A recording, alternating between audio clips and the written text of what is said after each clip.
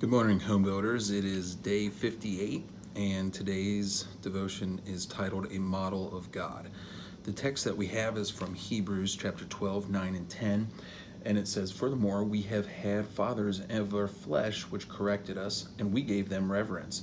Shall we not much rather be in subjection unto the Father of spirits, and live? For they verily for a few days chastened us after their own pleasure, but he for our profit, that we might be partakers of his holiness." So I think the primary takeaway from these verses is an instruction for us to respond positively to the correction and chastening of the Lord, because it's done so in a perfect way and for the sake of our holiness, our living a more godly life. However, there is a distinction that is made here, and that distinction is highlighted by the author, and that is the distinction between the correction of men with their own children and the correction of the Lord. We have been delegated the responsibility by God of leading, guiding, teaching, correcting our own children and our parenting. And there's a distinction made here that we don't do that as well as God does.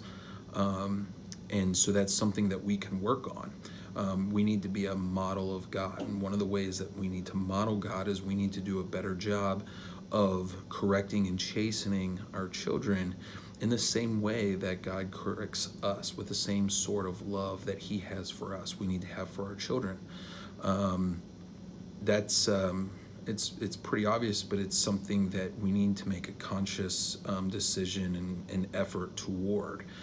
If we expect our children to grow closer to the Lord, well, it would make sense that we, as the primary teachers and correctors in their lives, ought to model God more for them, especially in our interactions with them, so we can show them the love that God has for them, modeled by us.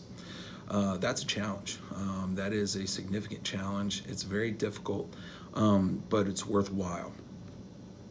Just as with many of these, or if not all of these devotions in this book, it starts with modeling, and we set the example.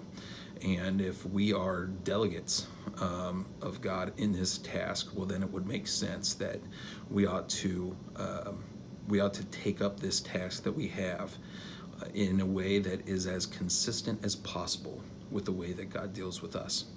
Hope you all have a great day, and I will see you soon. And big night last night in the tournament, and we'll see who ends up coming on top. Will it be John? Will it be Tiffany? Will it be Steve? Or will it be yours truly? We shall see. Have a great day, everybody.